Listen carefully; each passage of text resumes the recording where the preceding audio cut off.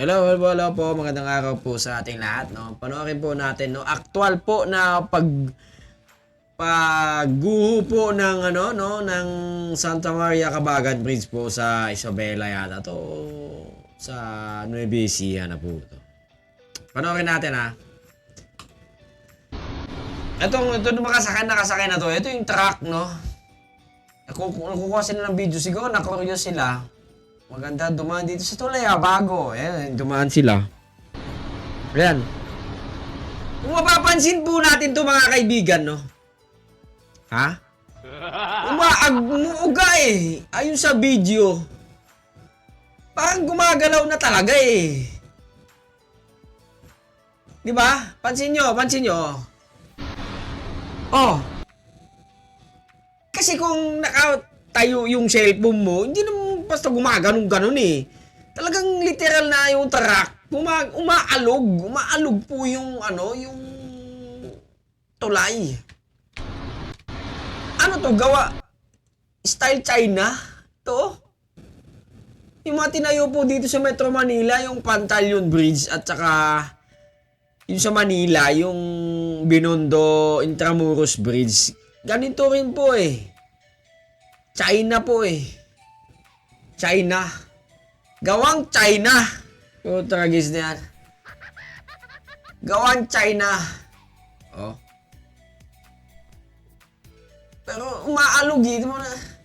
Kasi nyo, i-review nyo, panoorin nyo yung mga gumuguho din sa China, yung mga tulay nila. Meron din gumuguho eh. Ano to, gawang China talaga? Oh, tragis na yan. So, anyway, tuloy. Oh. Gumagalaw eh. Umaalog na talaga yan. Hindi yan sa sasakyan lang na nakapatong. Umaalog po yung tulay. Kitang-kita po sa video. Oh? May tulog na nga magna pa lang. O may mag-overtake dyan na pulang kotse. Sinaw na eh. Yo. Ha?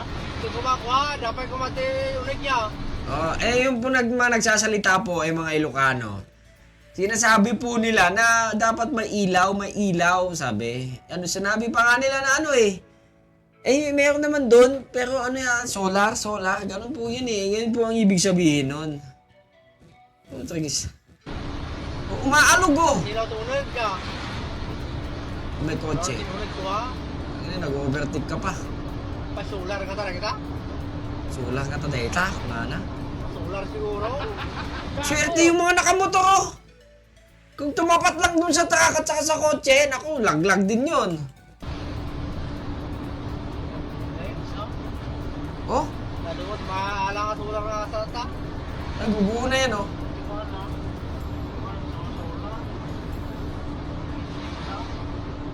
Hindi nga lang. Biro mo isang truck lang, tragis na yan. Panalo pa rin talaga ang San Juanico Bridge. Palakpakan natin ang San Juanico Bridge. Gawa Marcos! Tuloy. Yan oh. Oh! Umaalog! Tumuduyan! Nakauna kaya yung kotse? Nakalampas kaya, no? Tragis kawawa, no? Yung sa truck na talaga? Ano kaya? Ilan tons kaya dala ng truck na yun, no? Wala man lang signage doon na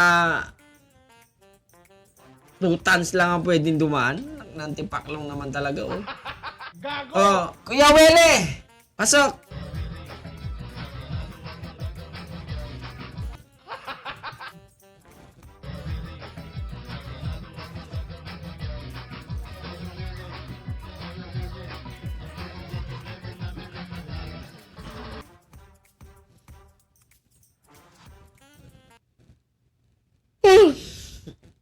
Tuloy. Oh, wala na. Hindi kita eh.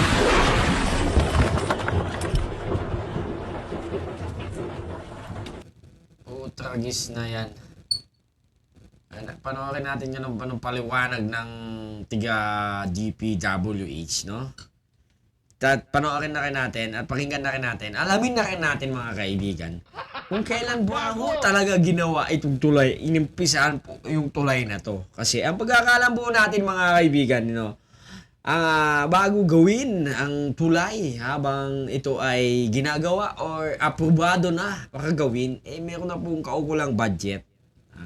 Budget na po hanggang sa matapos. So, hindi natin alam kung paano ginawa, paano inumpisahan. Alamin natin mula kay parang Ted Pylon. Una, kumusta po yung driver nung truck? Na-recover na ba siya? Siya ba'y tumakas o nawawala, dinala ng Agos? As per latest information from the Regional Director of PNP, Apo, hawak na nila po na isang station nila yung driver.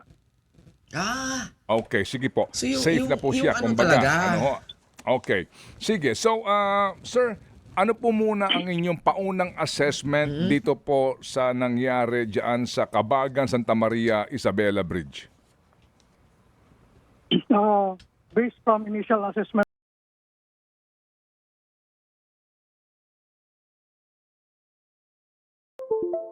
namin, last night when we proceeded Manong, nakita namin na Ang hanap ng Red Horse Beer, extra strong na tulad mo. Lakas ng tama pero di wasak sa hamon ng bukas. Meron sa lab po. medyo yung Ilocan. truck na, yung dump truck na nagkarga ng boulders ay Ano? apparently yun yung cause kaya bumigay yung ating Islam. Baka naman kasi yung Go ahead, sir. signage Go ahead. nyo, May karga siyang pang tolongges may na karga nakakakita itong lang. boulders na truck. Ilang wheeler po itong truck, sir? Apo, ito po'y 10... Hello. Apo. Ito, di ba 10-wheeler ito? Direk. 10-wheeler. Apo. 10-wheeler.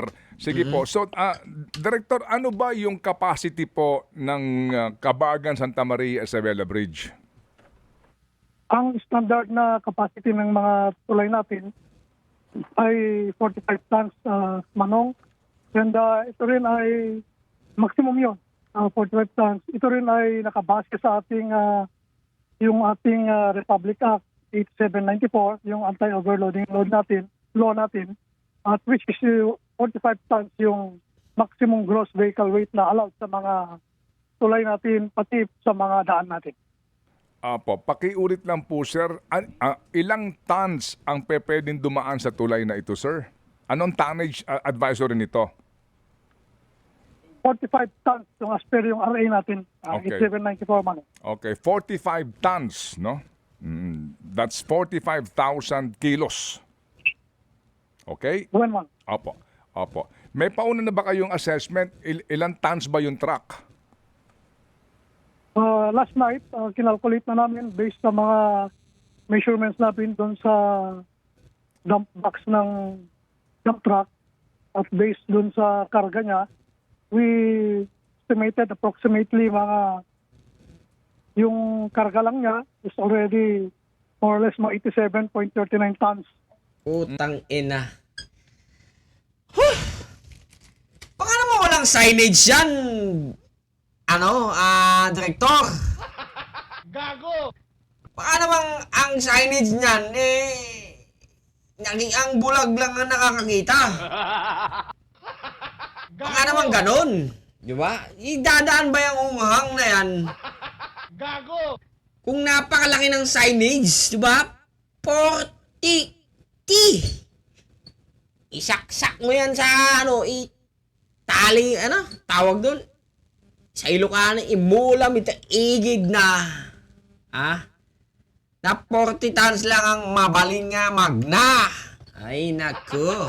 Gago! 40 tons lang ang pwedeng dumaan. Laki yan dapat kasi gabi Gabi dumaan yan Baka namang bulag lang ang nakakakita niyan, Director. plus yung vehicle weight pa natin na yung configuration ng truck is more or less mga 15 tons. So total tayo ng 102.39 na gross weight. Ayan na, Willie! Pasok!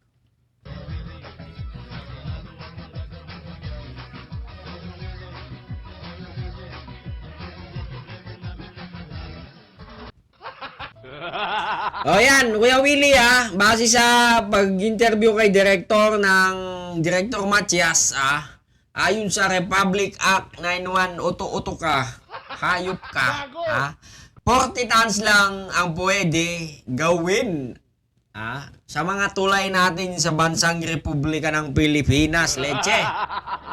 Leche! 40 tons lang po.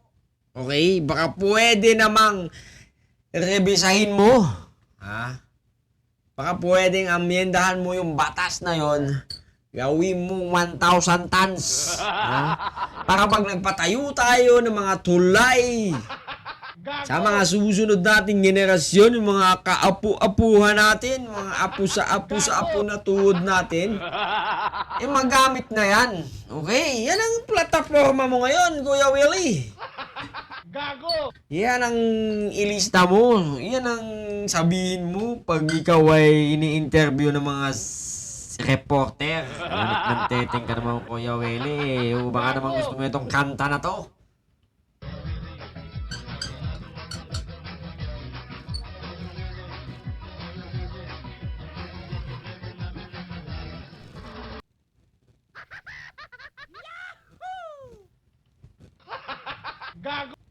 Diba?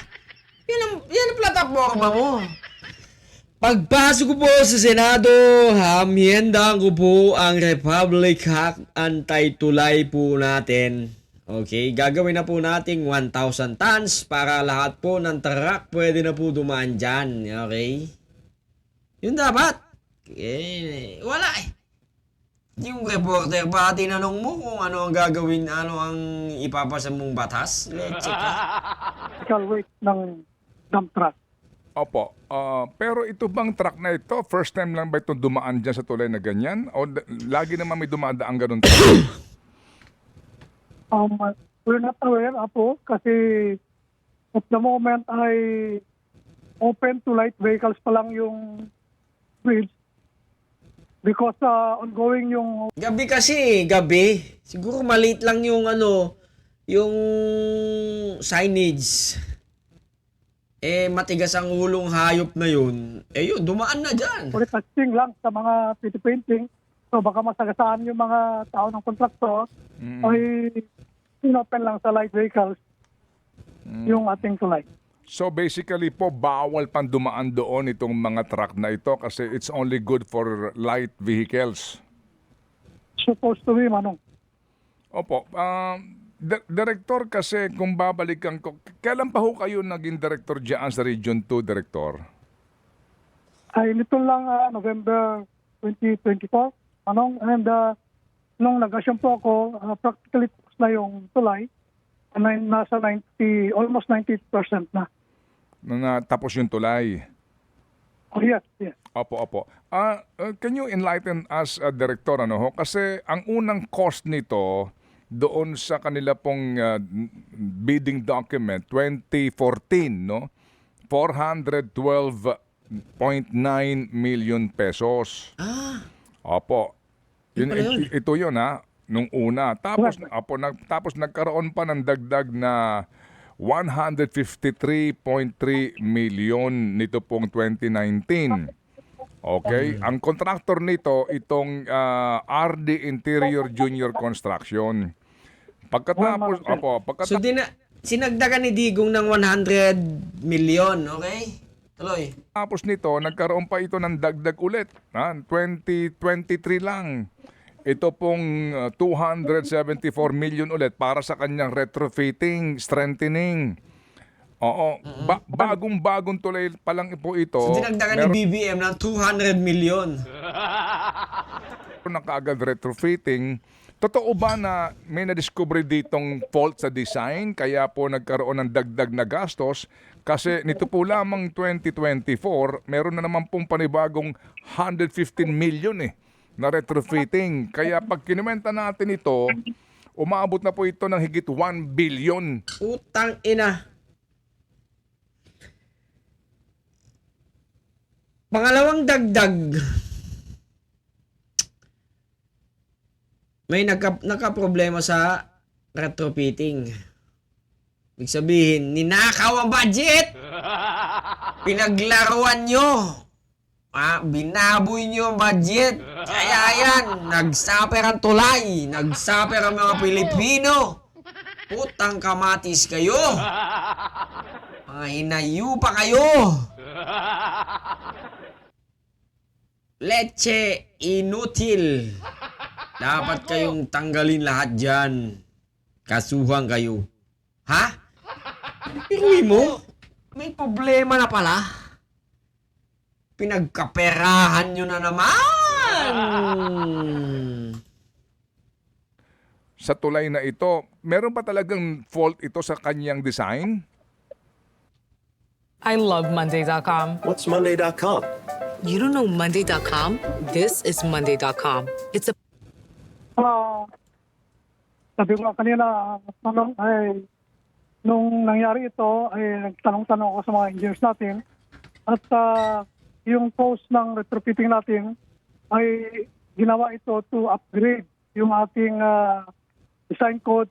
Because nung ginawa ko ito, nung ginawa yung plano, ang available na design code natin, according sa mga engineers namin, ay 1998 pa.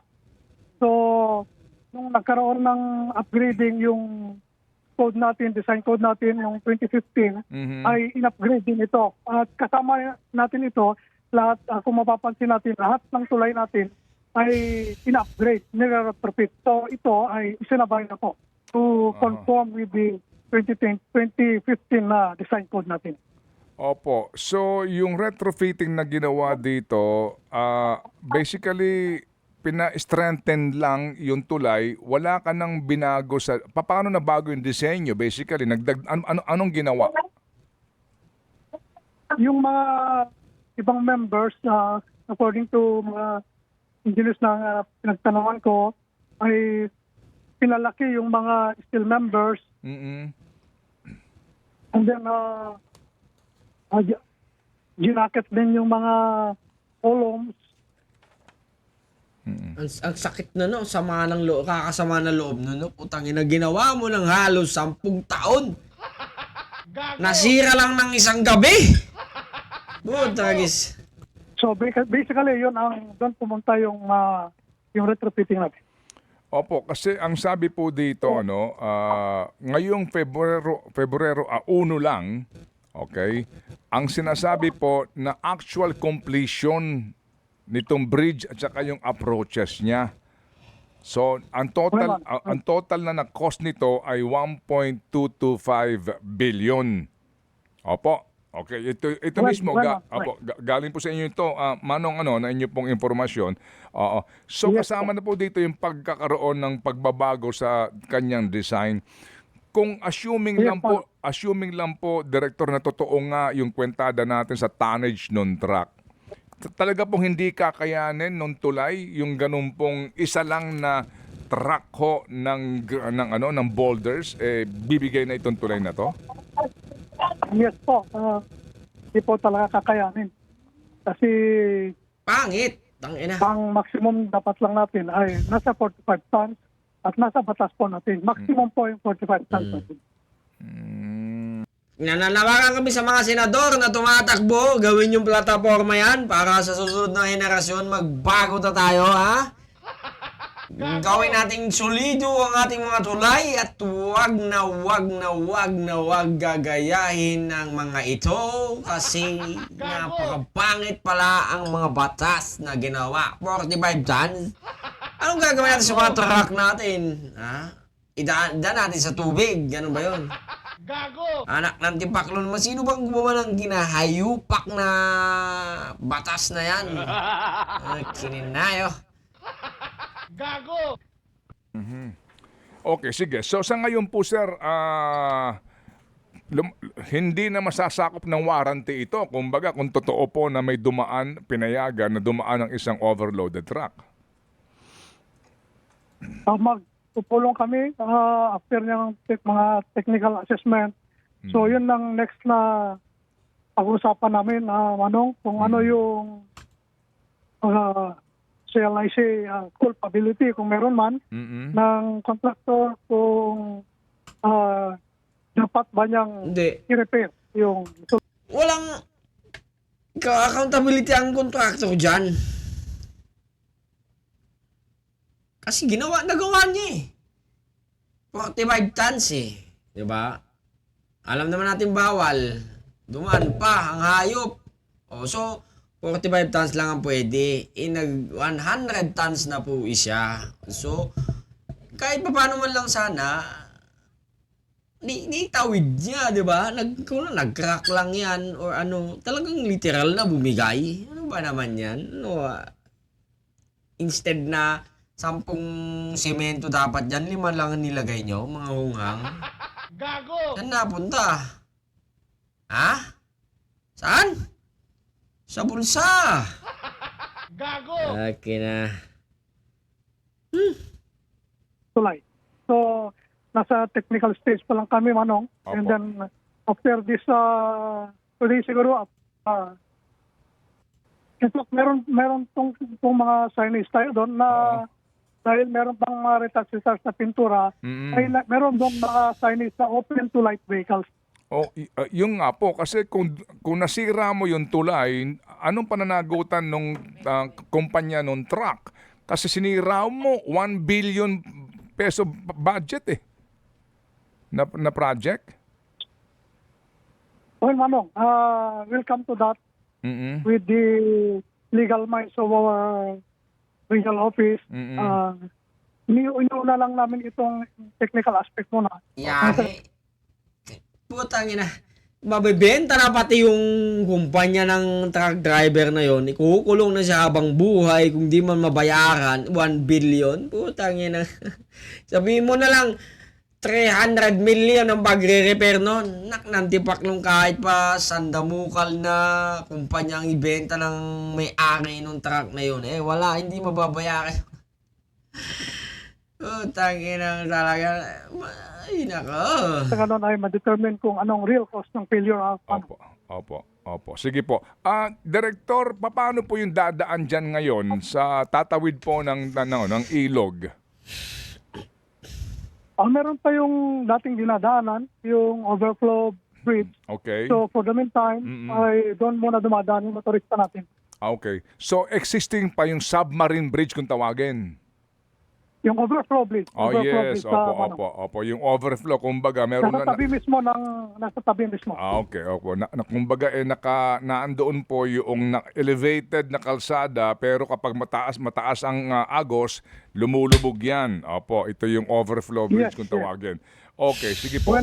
Opo. Sige, sir, ito pong si Ricardo Interior Jr., na siya pong may-ari ata o kinatawan itong RD Interior Junior Construction, nandun na po sa site?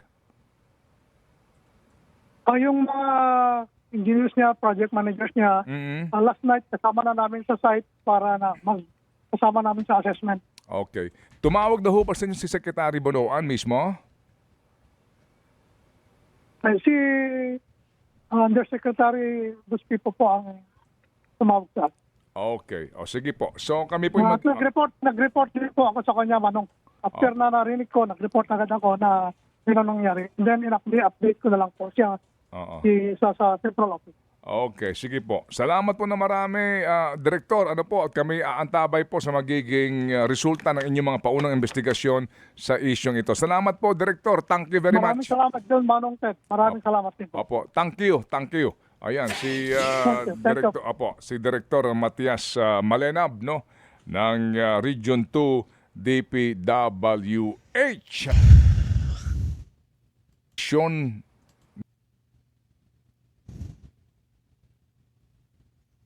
Sayang ang pera. Tangina nyo.